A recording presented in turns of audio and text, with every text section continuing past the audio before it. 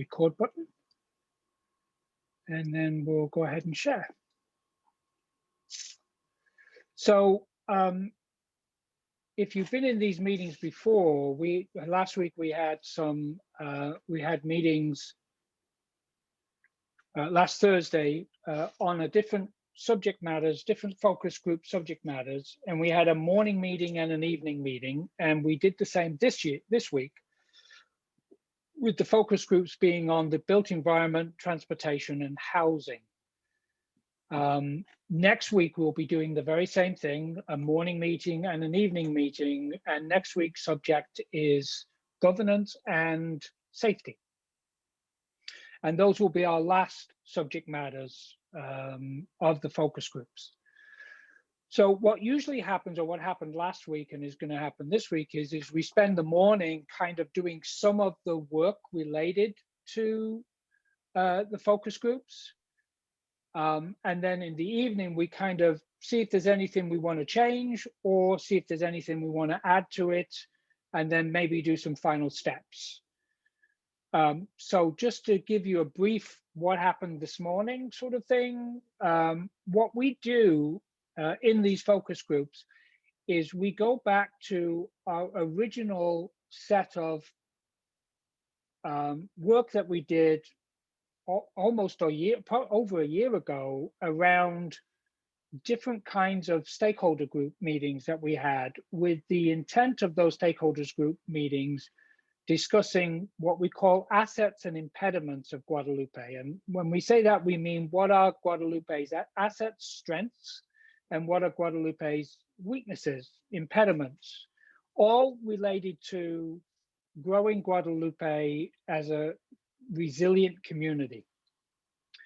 And so what we did in the morning is I took all of these different stakeholder groups. We had a leadership one, we have a general large community stakeholder group meeting. Sonia had a student.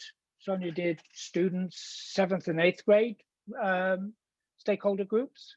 And then Sonia also did a Spanish only stakeholder group where the whole meeting was conducted in Spanish for our Spanish population, Spanish speaking population. And what we did in each of these is get data from people in those meetings, and we put them on this spreadsheet. And just so you know, from this spreadsheet is on our Resilience webpage. And you can click this on at any time and look at it and see what the assets and impediments are for each of these groups that we held. What I then did is go through all of the assets and impediments from the prior meetings and pulled out and put over onto this spreadsheet those that specifically address the built environment, transportation, or housing in some way.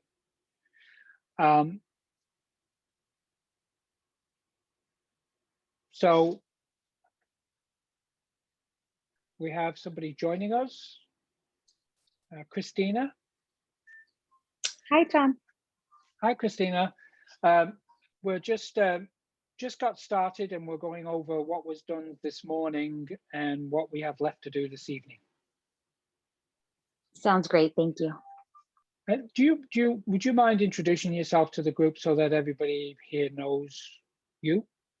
And if you don't know anybody here, we can do some introductions that way too. Yeah, my name's Christina, and I currently work at the Guadalupe-LADG Dune Center as a community outreach coordinator, and I also help the Guadalupe Lions. Ah, thank you. Do you know everybody in the group, or should we do quick introductions again? There's some new faces I don't know. Okay, I'm Tom Brandebury. I'm the CEO of Los Amigos de Guadalupe and the lead on the resilience planning. I saw you today, Christina. Hi. Hi. And I'm Bob Havlicek, Executive Director for the Housing Authority of the County of Santa Barbara. And Karina Venegas here with the county's Planning and Development Department. Awesome. Great to see you guys all. Yeah. So as I was saying, this spreadsheet in the stakeholder groups that we held prior to today all of the data that you see on this sheet, which is not very clear because it's on the PowerPoint, they're on our Resilience webpage. Sonia, would you mind putting the link to that in the chat box so people have it? Thank you. So we took all of these related assets and impediments that the community brought up, either by the youth or by the Spanish only speaking group or by the stakeholders or by the leadership group. We put all of those into this morning, those subject matters, statements that were made by the community that fit today's topic, which is the built environment, transportation, and housing. And this morning we went over the big long list, and we started combining them to make them subject matters that were the same. And then what we also did on the impediment side is we took, we kind of prioritized which one should be first and which one be second in relationship to impediments. So what we want to do today and tonight, which shouldn't really take that long, but we can at least see how we go, is to do the same for the assets, what is considered the assets of the community, and whether any of those assets should be prioritized, and then go back to and have more conversations about the impediments and the list of impediments that are on there. So just to start off with, I would like to just ask if anybody has any questions, because it probably feels like you're jumping in the middle. I don't have any questions, and I do recall being on one of these meetings in the past where we did this exercise. So okay, all right, good. No questions from me. Okay. Thank you. So on the built environment, and that is things like anything within the framework of the city, from the Dune Center to the downtown area, to City Hall, to the schools, to the parks. It's everything, to the roads, the sidewalks, streets. All of that is what we call the built environment. A lot of focus, a lot of the focus was secondarily on the built environment. Most of the interest was centered around the second one, which is transportation. And the priority that most people had was around transportation.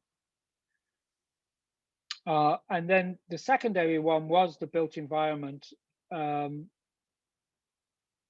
then the third one was affordability, or lack of affordability. Any questions in relationship to that?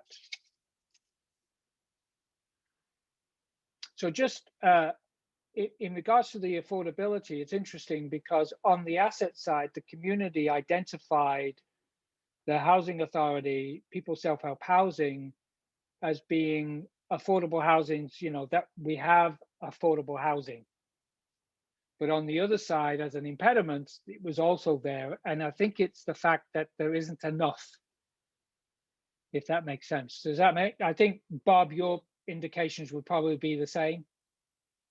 yeah, I would agree with that, and maybe even add that there's different levels of affordability. And so the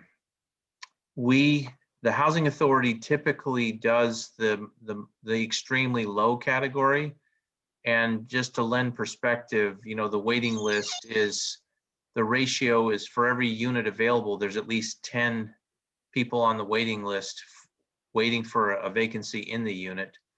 And I'm imagining that the people self-help housing group sort of has the next layer of affordability. So we might focus on 30% area median income or lower.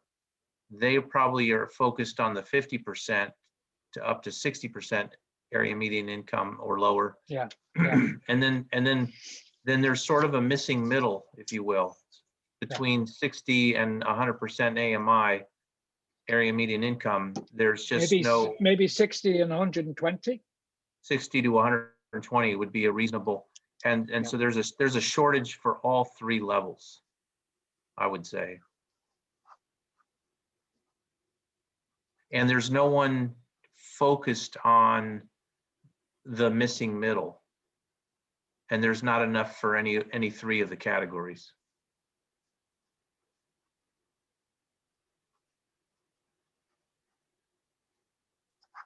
That makes a whole lot of sense. The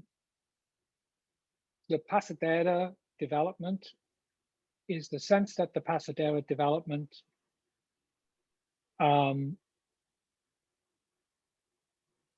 I don't think they're 120. I think they have to be higher to own.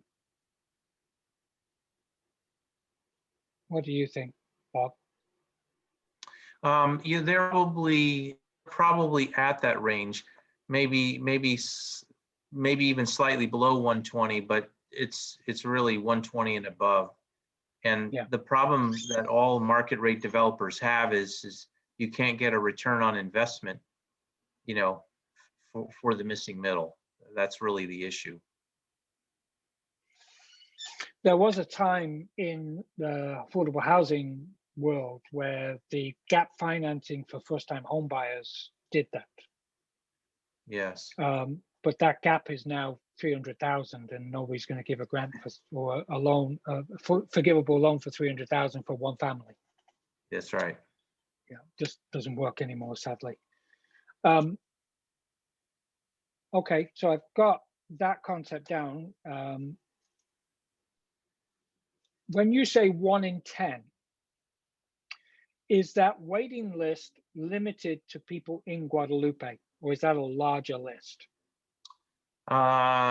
It's a larger list, and I wouldn't have accurate data. Well, we could probably we could actually research to see how many of them are Guadalupe residents versus others. But you know, the way our waiting lists work, they're open to all. So Yeah, a resident from Guadalupe can get on waiting lists in Santa Maria or any other part of the county if they choose to. Is it limited to the county? Well, we only serve, you know, the residents of County of Santa Barbara, and so no, they're not limited. They can get on waiting lists for other Anywhere, really? Yeah. anywhere. Yes. Okay, that's right. That's what that was my understanding too, because I remember a project we did up in Siskiyou County. You know, there was people on the waiting list that were down in Imperial County that were wanting to get on the waiting list. Yeah, and so many housing providers, and we fall into this category, we provide preferences. So one of the preferences that we provide is a local preference, meaning they either live and or work within the county. They have a connection to the county. And so that usually gets them in the door. Yes. Got it. Okay. Any, I think the lack of affordable housing makes sense as to be on this list. Just because who wouldn't put that on their list in the Central Coast? Right. Right.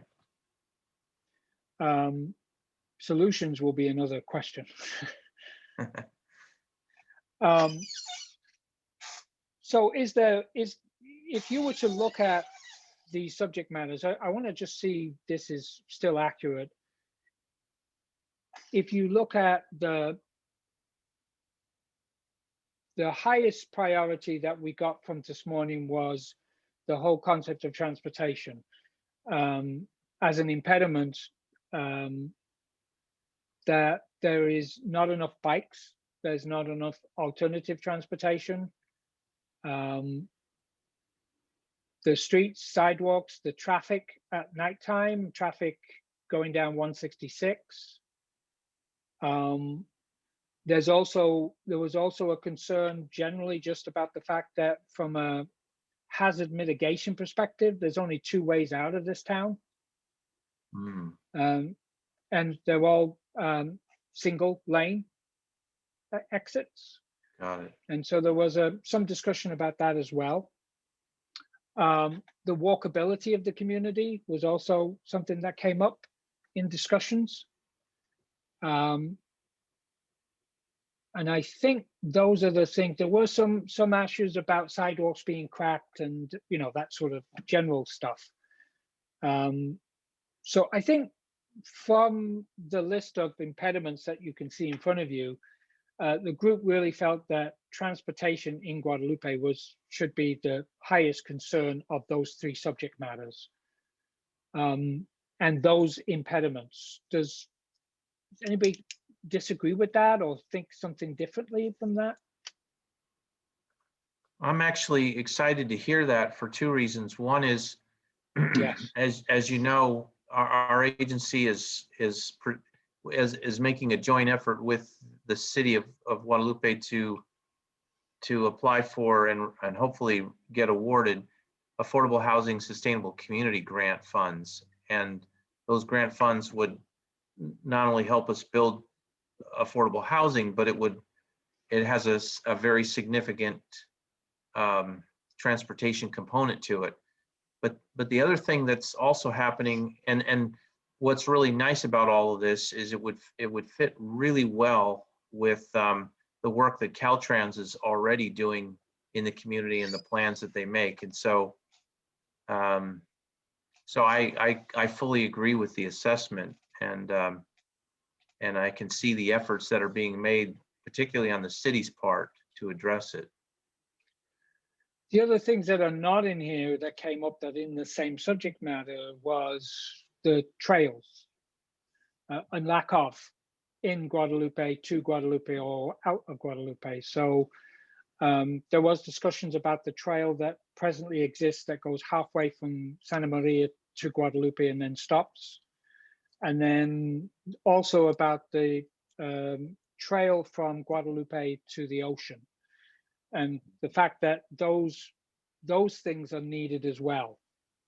That it makes sense that if you've got people coming through Guadalupe that are on the one but need to go to Santa Maria, that path, that trail that goes along the levee would be ideal, rather than them trying to go up 166, which a lot of them do.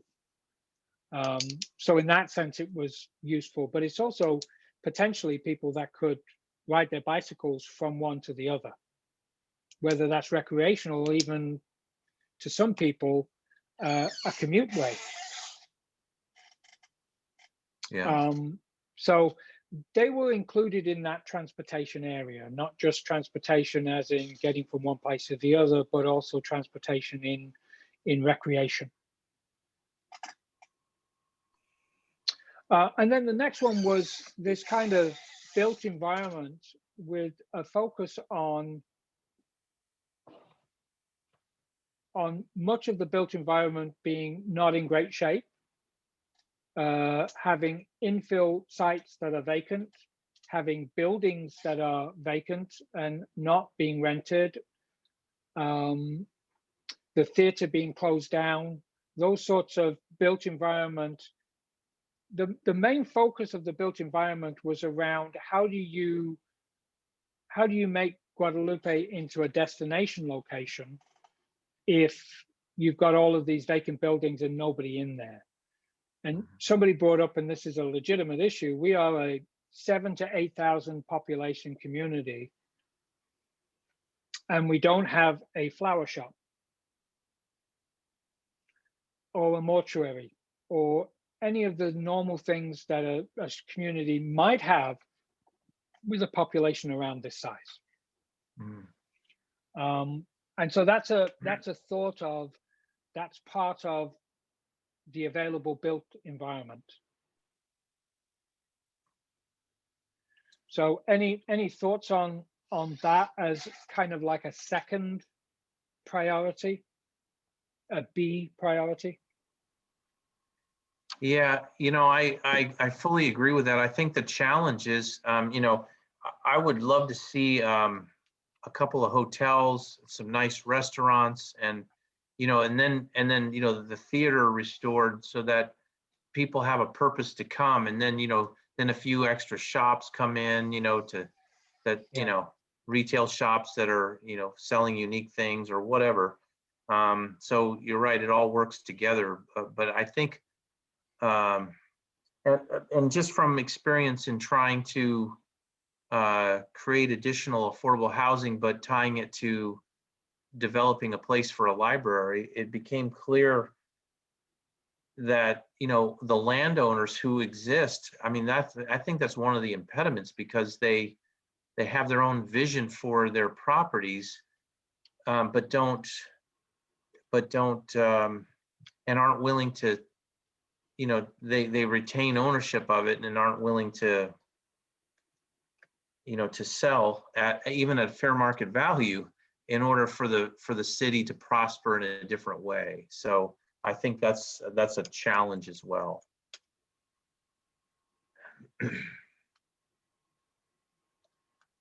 I'm just writing that down because I think it should be, I want to make sure it's in there. But we're basically talking about landowners who have their own view, but also are not willing to do anything with their vacant property. They're happy to leave it vacant. And that clearly is, in my mind, is an impediment. Recently, the Dune Center, maybe about 2 years ago, was awarded the former Far Western Tavern to make that into a museum. But being a nonprofit organization in Guadalupe is very difficult. So to even promote or help organizations, nonprofit from the city, because the Dune Center could have the ability to bring in more tourism with the with that building, but just getting help from the community is very difficult from a nonprofit organization. Yeah, it's really down to Christine. It's really down to the needs that you have for capital to redevelop that site, and it's a lot of money. Yeah, definitely. Have you seen our plans, Tom? Yeah, I have actually. Okay. Not the latest version, and not in person. So you guys had some really good plans that I looked at before, where you had schematics, but I think you've actually gone through the full planning process almost. Yeah, so I've had completed a process. Yeah, I was gonna say you have more than renderings now, don't you? Correct. Yeah, I think they have the blueprint and everything. Yeah, and if you have the blueprint, you have the price too. Yeah, correct. And that's the impediment. Yes. You have, what you have is that, I think, and I don't know if this quite fits into these two categories, but it's more in the area of, well, it kind of fits in this, and that is you have a disadvantaged working poor community and not enough asset-rich individuals that you can use to help you campaign for more money, to develop and get enough donations. So you almost need your donations from somewhere outside of Guadalupe. Correct. All our funding has always come outside of Guadalupe. Yeah. And it's by nature. I think if you want a nonprofit in Guadalupe that can do a bake sale, you're good. Have a barbecue, collect money for your barbecue. I think you'll get that support. But when you start talking about a capital campaign, then it gets to be a little bit more difficult in a town like this.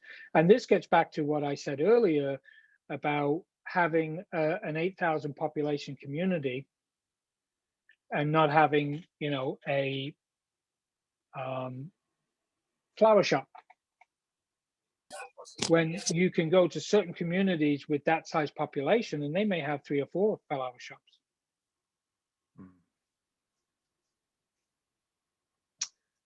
Anyway,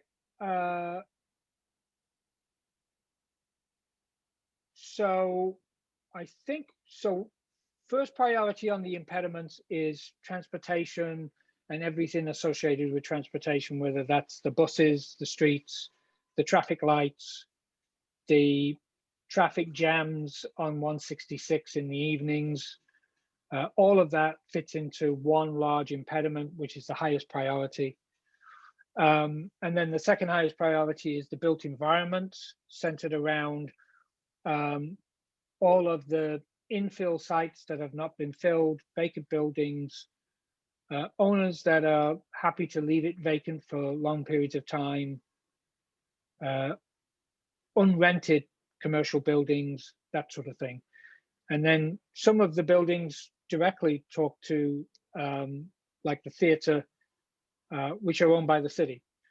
There was a conversation this morning about just looking at the built environment that's not necessarily related to the city. So for example, there was conversations about upgrading, people saying that City Hall should be upgraded, people talking about the football fields and the parks. While they're good, they need upgrading. We meant the built environment to be specifically directed towards the commercial built environment. And I should probably make that distinction clear.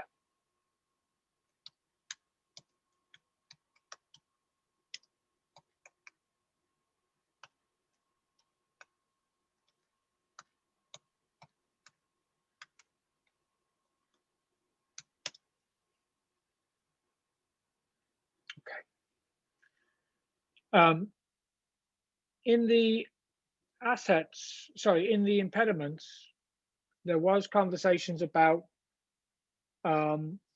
certain things being missing, dog parks, skate parks. Now, they were, you can call them services, but there's not physically there. So it's a question of building a dog park and building a skate park. Do you see those sorts of things being priorities as well from a built environment?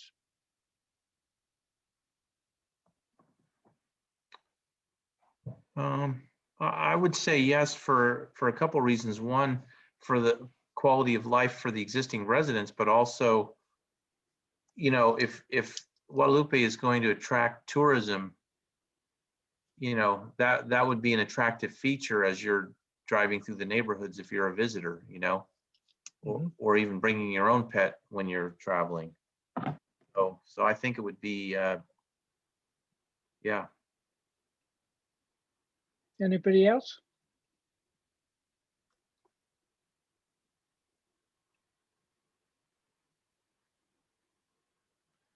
Liliana, I see you joined us. Do you want to say hello and introduce yourself? Yes, hello everyone. My name is Liliana Cardenas, and I am a city council member here in Guadalupe. And I'm just listening in. I do have to log on at 6, but I want to say thank you all for these groups and for participating. Thank you. I think we could probably put, so the idea this morning was to separate out what the city's assets are versus what the commercial private assets are, and be able to say, we're looking at the built environments and our biggest priority is actually the private built environment, the areas where there is undeveloped or vacant buildings or unused buildings, or as Christina said earlier, buildings that are ready to do something with, but no capital to do it with. So they all kind of fit into that private idea, but there's also some things that the community also wants to talk about, and those are directly related to where the city has an asset that's a built environment, like City Hall, but also like the dog parks and the skate parks. So my question to the group is they don't quite fit together, especially like the city hall and the dog parks, but they do because it's the control of the city. So would you put those things in the same category? The city's built environment? Only because we have our auditorium that is being used, that is used by our youth basketball. And also for, I mean, we recently had the ACES program in that building as well, in that part of our And the idea behind these is to say, these things need to be upgraded. And, you know, I can see the pieces like the dog park, skate park, those kinds of asset improvements. And I can also see to some degree how City Hall and its vision, its visual effect could make a difference to people coming to want to do business in Guadalupe. So if you were going to put down priority 1 being the transportation, priority 2 being the private built environment, priority 3 being a lack of housing, affordable housing, and as Bob said, all levels of housing. So all levels of affordability. And I'm going to put in the missing middle, just as a reminder. Missing middle being those that are above 60% of area median income. They can't get into the affordable housing projects. And up to 100 to 120% of area median income, they can't buy housing in Guadalupe. And so they're the ones where there generally isn't any assistance. And they have to rely on the private, you know, they have to rely on private rents and pay market rents, but not necessarily having the income. So it's that part of them that's the issue. But I also think, Bob, in addition to that, there still is a need for the up to 60% AMI housing. Yeah, absolutely. From a So- unit perspective. Sorry, go ahead. our RHNA numbers, regional housing needs allocation. Bob, maybe you can correct me on that acronym. But for Guadalupe,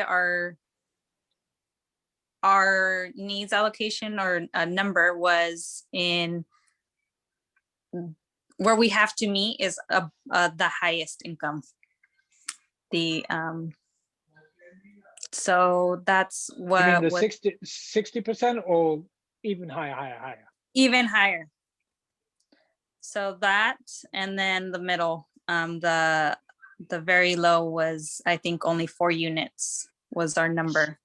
Okay. So what we're missing is the McMansions. Yeah. In California, I'm like, you know, those prices are extreme.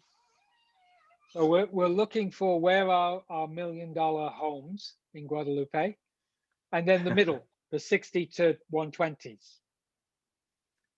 And Liliana, you're referring to the regional housing needs assessment. Yep. Thank you. I knew you would know. Tom knows too. I do, yes. Do we have a recent one?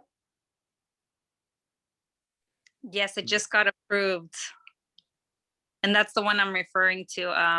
Our numbers were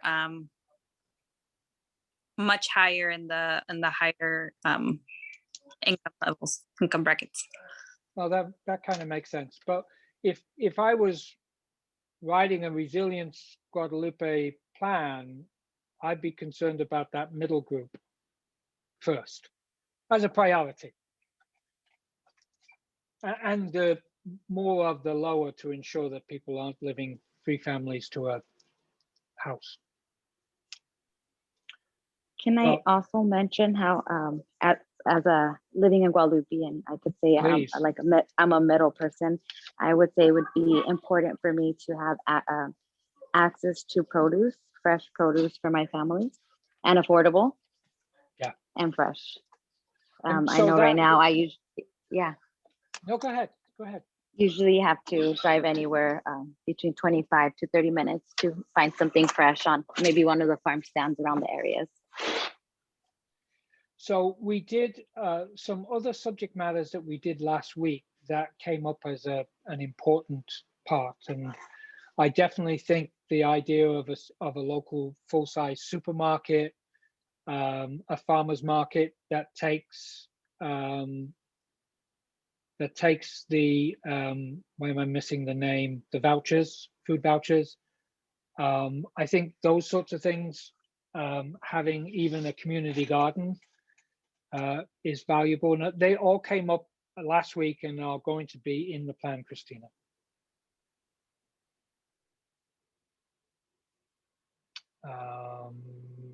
Okay. The city of Guadalupe is in a opportunity zone, and it just seems like it does seem like under the right conditions, we could get a grocery store, but and it might be feasible and really attractive because of the tax considerations. Anyway, there is. Sorry, I just lost it there. So there is probably, and Liliana might be able to answer this better than me, but it's my understanding that ultimately when Pasadena gets finished to a certain percentage, that the commercial will open up and there'll be likely a supermarket there. It makes sense because Pasadena, the only thing is from a definition of what the definition for a food desert would be, is that wouldn't eliminate Guadalupe as a food desert because it would be centered on the south side of town, too far away for those in the central part of town. Got it. And a food desert is basically, the theory is that you're not a food desert if you can walk or drive within a short period of distance. I think they want food to be available and close within a, I don't know, I think it was something like a 10-minute walk or a 10-minute drive and a certain amount of walk. And so, yes, that's great to have it down in Pasadena and people don't have to drive all the way to Santa Maria, but fresh produce should also be somewhere in that downtown area as well. Mm-hmm. So that, I know that it's coming up, but you're right, the opportunity zone, the fact that the city is an opportunity zone has not made any impact on the city. Yeah. And that tends to be because it's the larger communities like San Francisco and LA have the capacity to bring in big developers to do big projects. And opportunity from people who are actually investing can get their money secure in those situations than doing these smaller projects. They like to do big projects. And Guadalupe is going to be small projects in the great scheme of small. Big for us, but small for them. Yeah. So this did come up, and I'm almost, here's my question, and I didn't do this, but I'm wondering if it's the right question. The commercial built environment, in other words, the private, has these two, which talks about vacant buildings and so on. Does the grocery store belong in here too?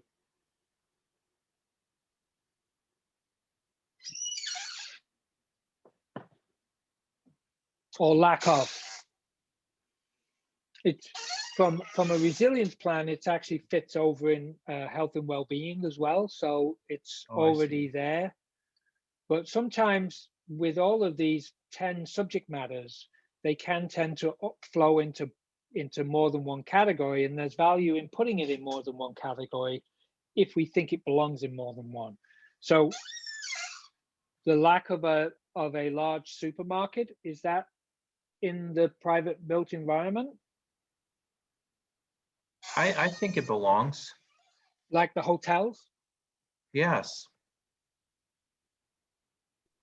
I would agree as well.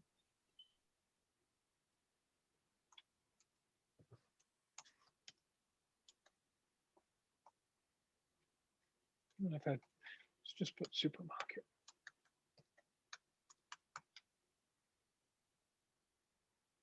Okay. Things that state that we haven't touched, shelter for homeless. This is, you know, there's huge amounts of funds out there for homeless services. And I have occasionally heard about individual homeless people in Guadalupe, but to what degree do you think that's there? And is there a need for an actual physical homeless shelter?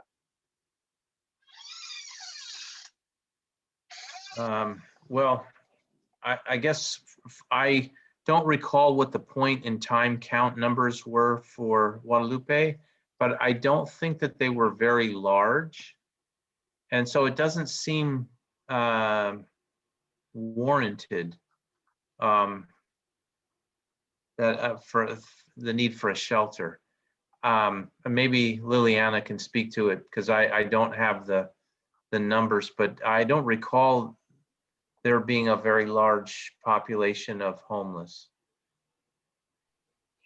No, we only have a handful or less than a handful of people that we know of. And these individuals are also family members of and longtime residents of the area, and they're just having difficult times.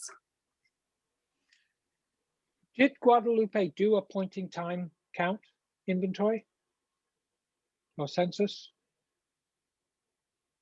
The point in time, well, the point in time count was conducted throughout the entire county at the same time, simultaneously, and groups were assigned to every geographic area in the county. So but it wasn't orchestrated per se by the city itself. It was part of a larger. Yeah. I'll be curious. I'll do some search and see what that count is, just out of curiosity. I know it's been published, but I don't have it. That's fine. Yeah. Yeah. So from an impediment, I don't see giving that a color or a priority at this point. Yeah, I don't think so either. Yeah. What about the library? So the impediment was we don't have a permanent library, i.e. a library building. Libraries presently in, you know, a strip mall, in what could be a, you know, an IHOP.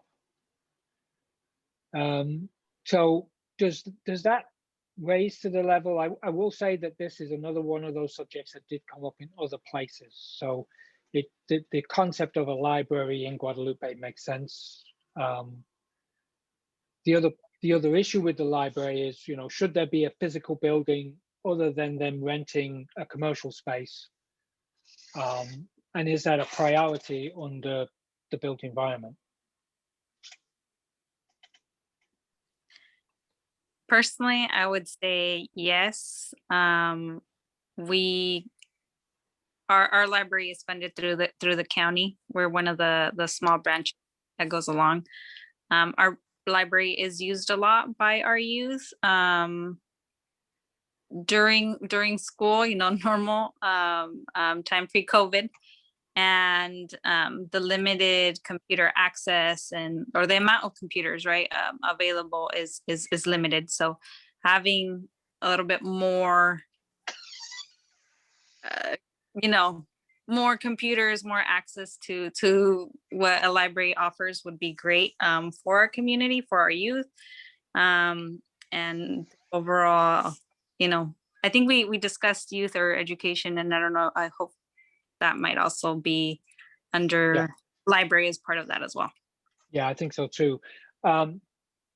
it's the county, but I would put it in with these other city assets that, you know, impediments, rather than in the private commercial side of this. Agreed?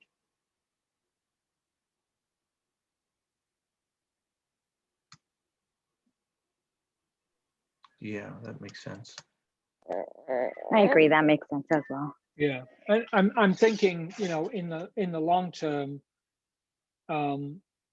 the idea is to find a way to create a library space that, if possible, puts the library without having to deal with a commercial rent. And that would be the city's contribution to the project, to its ongoing operating, in that it would be, instead of paying a portion of the commercial rent, it would be a building where they can operate out of without paying rent. Some variation on that would be, I think, the logic of how you would want it to work. But I think we've got that. Can I also, I'm sorry, add one more thing I'm seeing Absolutely. on mobility? For mobility, when me and my children are walking or bicycling, there's just too many cars going super fast. So like safety, pedestrian, just a little more safe for pedestrians walking, bicycling. Is there a particular street? Yeah, I would That say in here. Guadalupe and is it Main Street? I work at the Dune Center, and I would say several times I've almost been ran over on the cross intersection.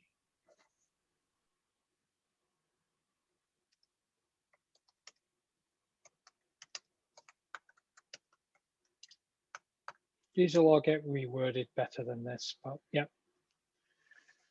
So you're actually, Christina, you're actually riding your bicycle on the corner of 16th and Guadalupe Street? Sorry, not 16th, but 166, Main and Guadalupe? I used to bike to work, but not anymore. I've learned my lesson. I can't even cross the street without getting hit on that in front of Chevron. It's just a dangerous, dangerous road. Yeah, I was going to say, I'll give you a medal for even attempting it. I will tell you though that Caltrans' goal is to actually put a street light in at 166 and Guadalupe Street. That would be nice to hear. It is in the plans. I'm not sure. I think I remember them saying 2024, Liliana, 2024. Yeah, so 2024, along with some improvements on the street that comes out of Pasadena. Is that Obispo? Yes, that one they're holding off on. They're waiting on Pasadena because that falls under Pasadena, and so Caltrans is waiting on that decision. Yeah. So there is a step to the side, which is Obispo and 166, which the developer of Pasadena is responsible for. So they have to do the work. And then there's 166 and Guadalupe Street. That one is in the works and will happen in 2024. And that will be, I would assume, not just improvements in putting in a street light, but all the improved infrastructure and, you know, bike lanes and so on in that location. So maybe you'll have a safe place home back to work in the future. I live on Pacific Dunes Way, and it's a long street, and so speeding all day long, speeding all day long. There's even on going to Jack O'Connell Park when the kids are walking to the football field, speeding.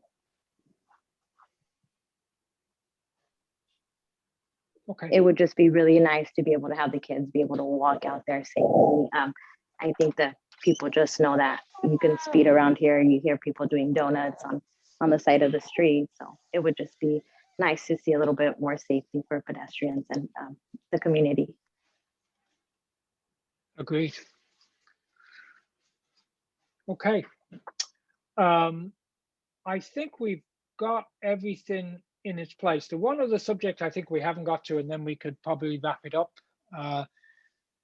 We had some conversations this morning in relationship to the built environment and what we call natural hazards, what is usually captured in a city or a county's hazard mitigation plan. And these are subjects like earthquakes, fires, floods, height increase in heat,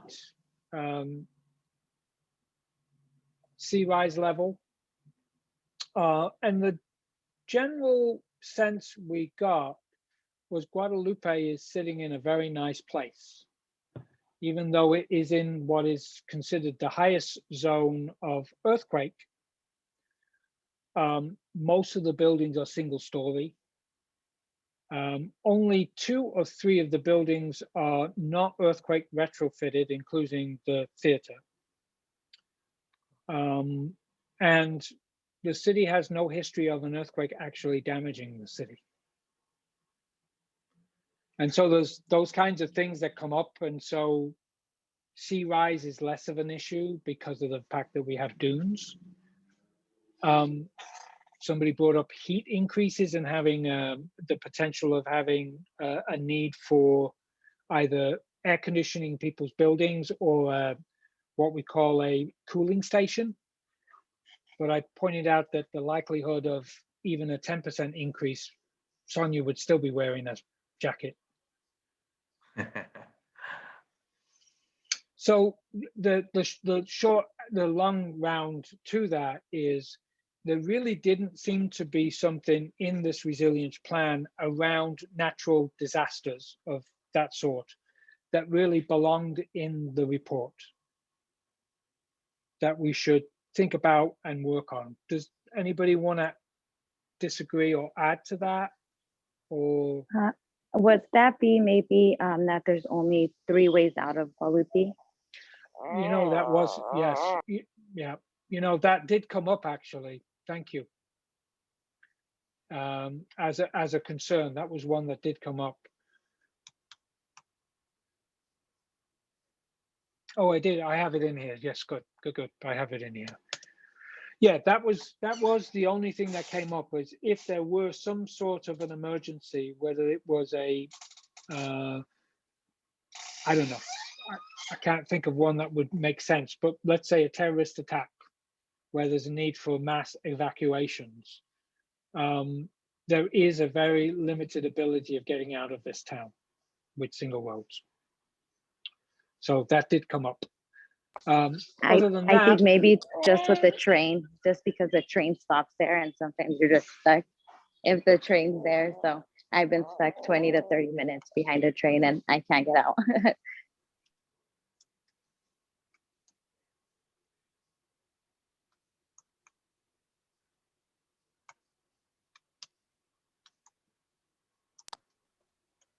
oops.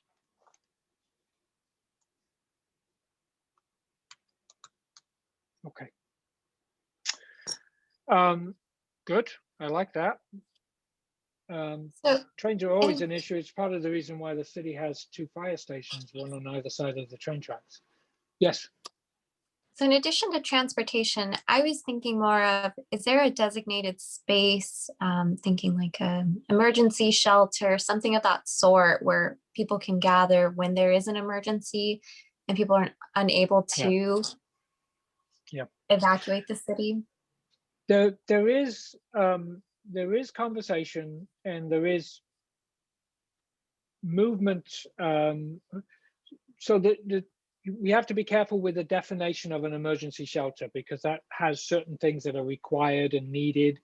And the thought is that the best facility in Guadalupe for this sort of thing is Leroy Park Community Center. Okay.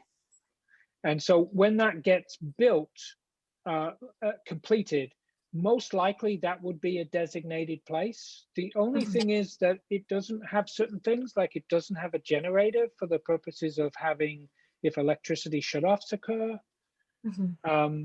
So to get to that level, we are looking at ways to find funding to make that building what would be considered an emergency shelter. Okay, I see. But So I was wondering, that would. I was wondering if also, like, for example, a library could also be a substitute for a cooling center, things like that.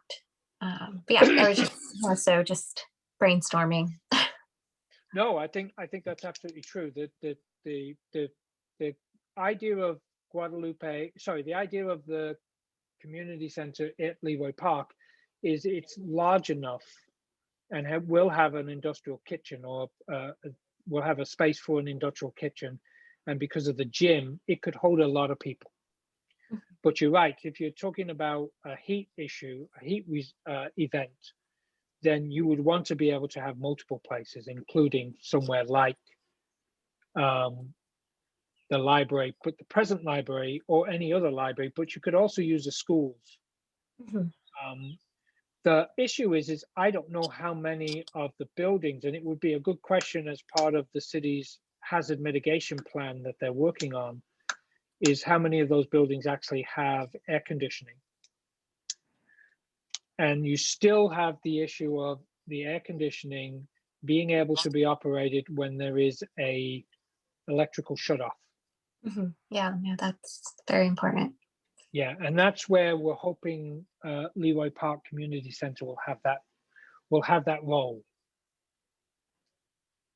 But yes, important. Anything else? Last chance? Okay, so next week, 11 o'clock in the morning, and then again here at 5 o'clock, we will be discussing governance and safety for Guadalupe. So please feel free to sit in on that one and give us your comments on that. This meeting is recorded and will be put on the RCDC, Los Amigos' webpage. And I think Sonia put that in the chat, right, Sonia? Yeah, so it's all the link to this is in there. You'll see other meetings that we've had that have been recorded. You'll see this spreadsheet and the data that we collected, and other things that we've done. When we ever get close to a draft, that draft would go online for people to comment on. So this website is the one that you want to go to keep an eye on what's going on. The other thing that I didn't put up on here is there is a Resilience-Guadalupe Facebook page. So feel free to like and follow that, because whenever we have an event or any interesting, important pieces of information, we use the Facebook page also to promote or to get pieces of information out to the community. Thanks, Tom. Okay. I really like that. You've been adding that to Facebook. I really do appreciate that. That reminds me all the time. Yeah, oh, good. That's great that you're doing that. I appreciate you being in there. Okay, anything else? One last chance? If not, go feed yourselves. Thank you, Tom. everybody. And thank you, everybody, Appreciate for it. coming. Yeah. Hi, See you thank guys you. next. Take care. See you next week. Bye-bye. Okay, bye now.